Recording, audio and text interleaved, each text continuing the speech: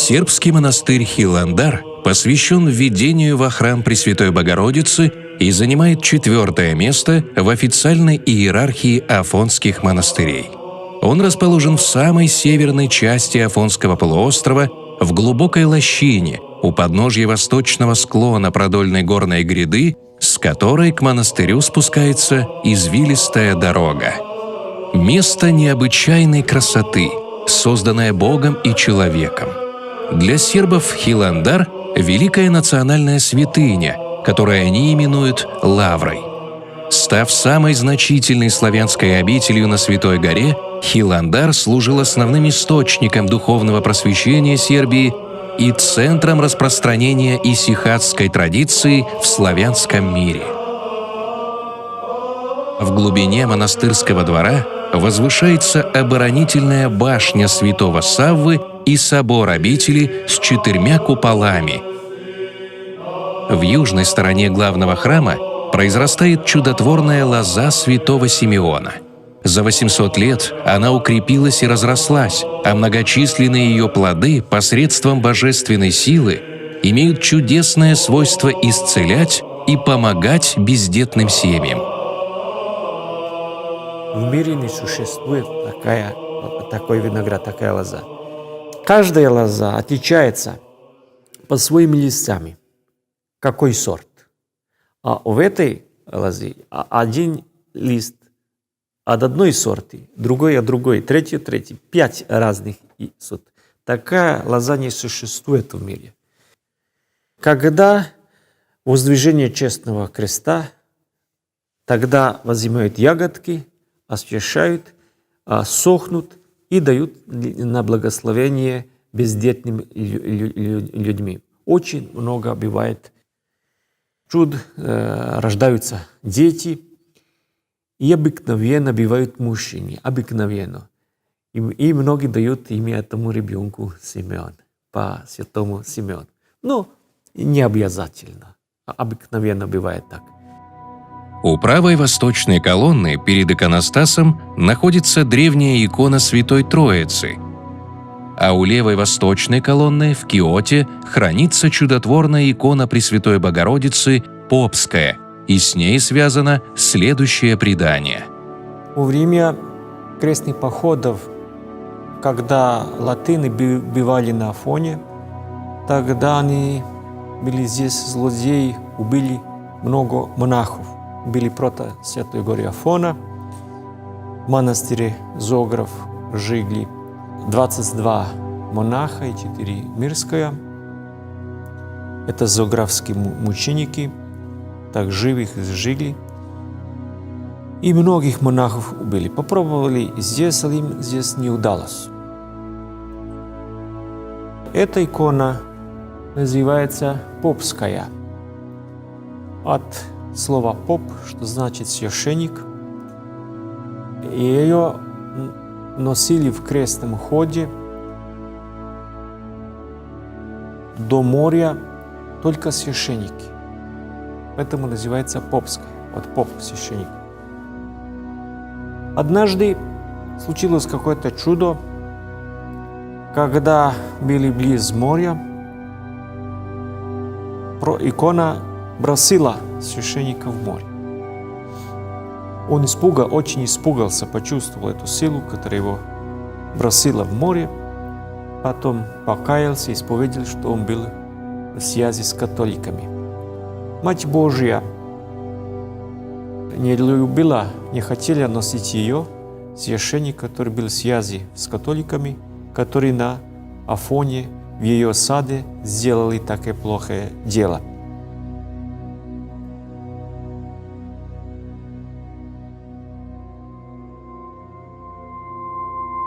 Главной же святыней монастыря Хиландар считается чудотворный образ Пресвятой Богородицы Троеручица.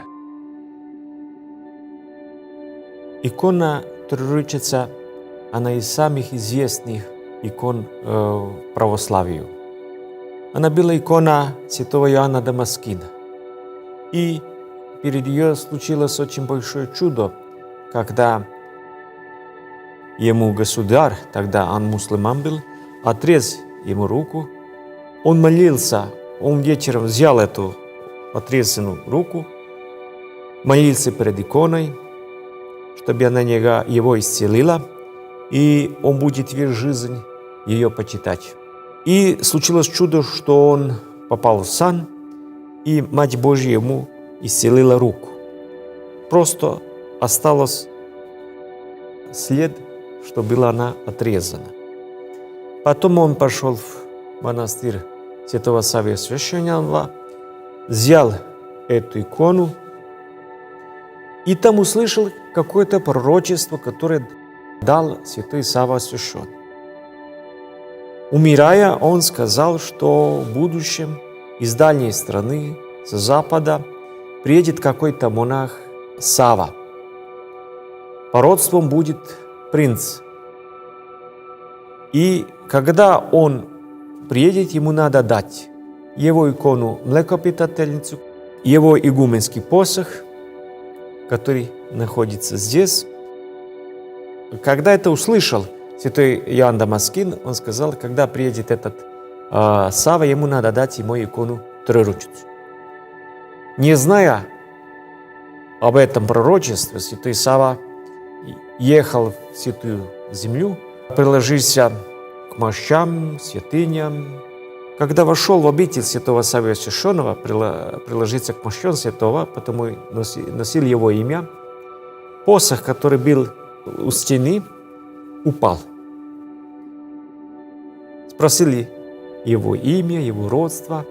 Все было как пророчество, но не было легко дать таких святынь.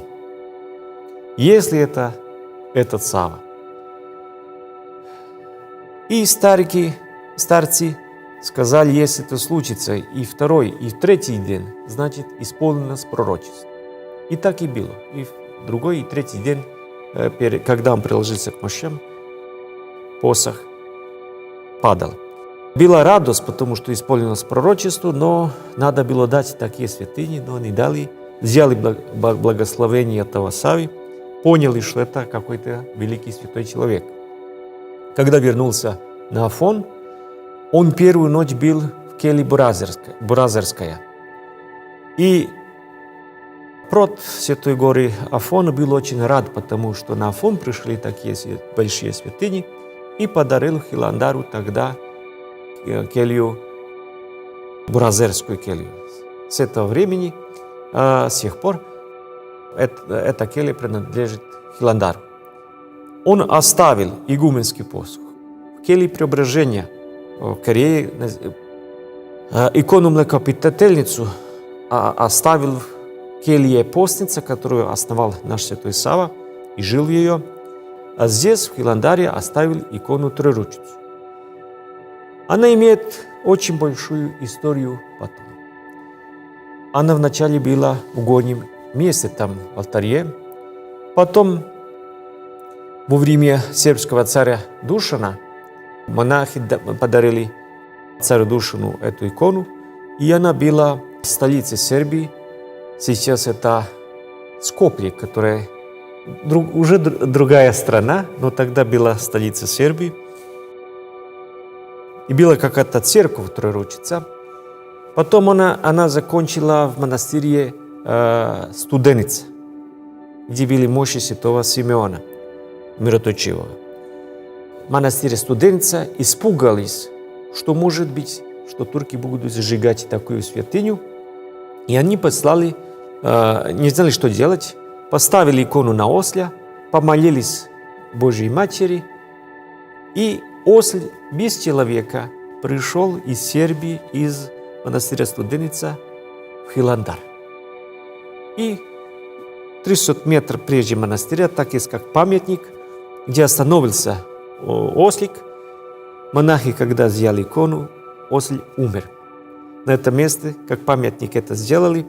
И когда второй день по Пасхе, тогда бывает крестный ход, освящается там святая вода. Но они икону поставили снова в горнем месте. И тут на этом памятнику пишут там на фреске, роспись какая-то пишет, что они поставили горнее место, однажды пришли разбойники, хотели все взять ценности из монастыря. Испугались монахи, хотели взять икону где-то укрыть, и услышали голос: «Я не пришла здесь, чтобы вы меня сохранили, но чтобы я вас сохранила». Тогда оставили все и ничего не укрыли. Когда разбойник пришел, видел ценности на иконы, его рука сразу сохла. Все испугались, все убежали. И Мать Божия исполнила свое обещание: «Я пришла вас сохранить». Но во время турецкого ига было разных монахов здесь, и не могли, умер игумен, и не могли выбрать игумена. Сербские хотели серба, потому что это сербский монастырь, болгари хотели болгарского, потому что их было много, а греки хотели грека, и так не могли договориться, кто будет новый игумен. Когда вошли утром в церковь, а это игуменское место, на фоне тут где-то эта икона бывает трон игумена, нашли икону.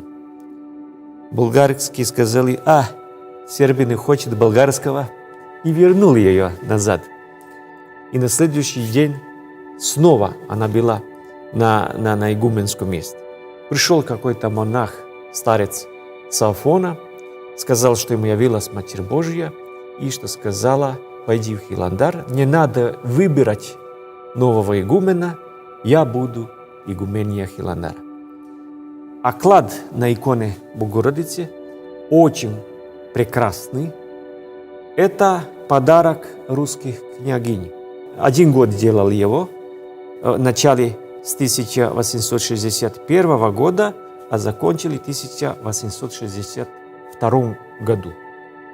Очень прекрасный оклад. Золото, серебро, камня. Так. Многие, которые получили помощь, они что-то как подарок здесь оставляли. Крест, разные, значит, ценности. А этот, например, лампад подарила какая-то женщина, у нее был рак.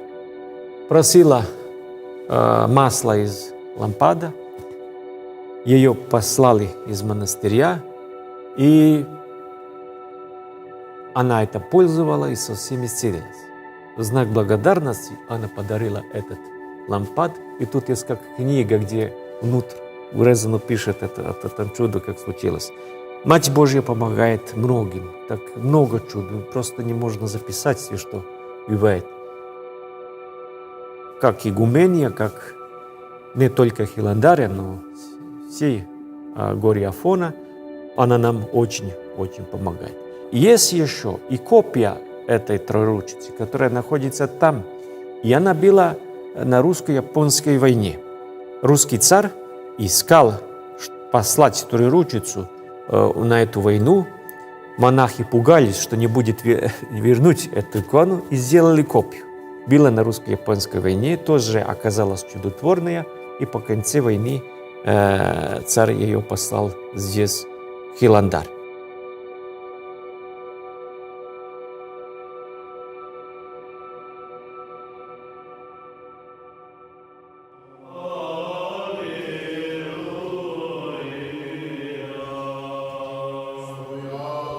Здесь, в главном храме обители, монахи бережно хранят мощи многих святых.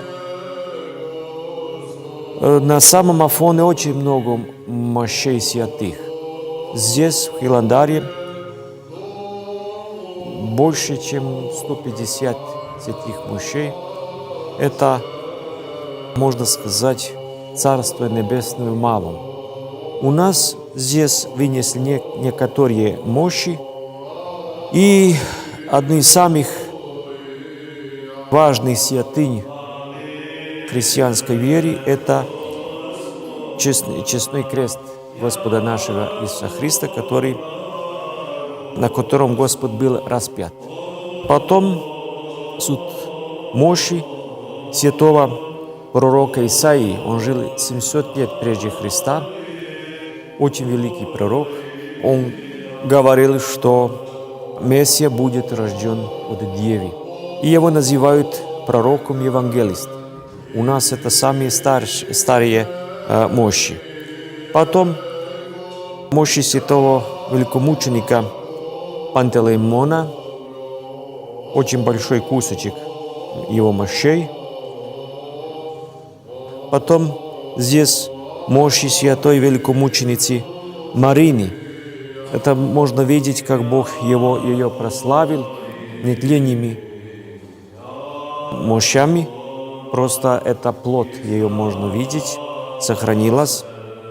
Святой царь Лазарь сербский пострадал на Косове поле, когда была битва с турками. Его мощи благоухают, и иногда из них истекает святое миро. Потом святой царь Урош, последний сербский царь, который был, тоже мученически пострадал. И потом святые мученики там из Черной горы, из монастыря Превлака, их убили латыны, их мощи очень благоухают. Деспот Стефан Тилянович и Георгий Кратовец. И здесь кусочек мощей святой Анастасии. Она родила святого Савву Сербского, который основатель Хиландарской обители. Для нас это укрепление и утверждение в вере, смотреть на образ их жизни, и как и они, и нам надо жить по Евангелию в нашей жизни.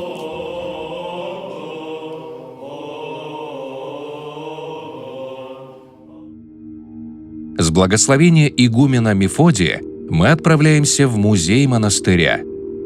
Здесь хранятся наиболее значимые для монастыря иконы, драгоценные дары и церковная утварь. Среди них также находится чудотворная икона Пресвятой Богородицы, украшенная драгоценными камнями. Она написана в 1643 году и передана в дар монастырю Хиландар валашским господарем Матеем Басарабом.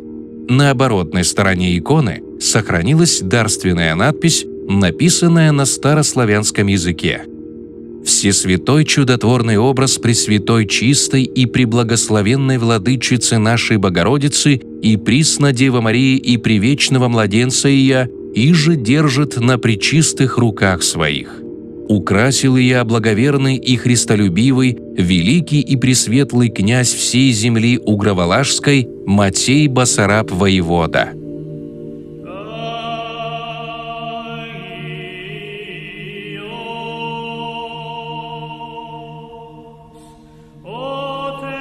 Господи, спаси и сохрани святую Хиландарскую обитель.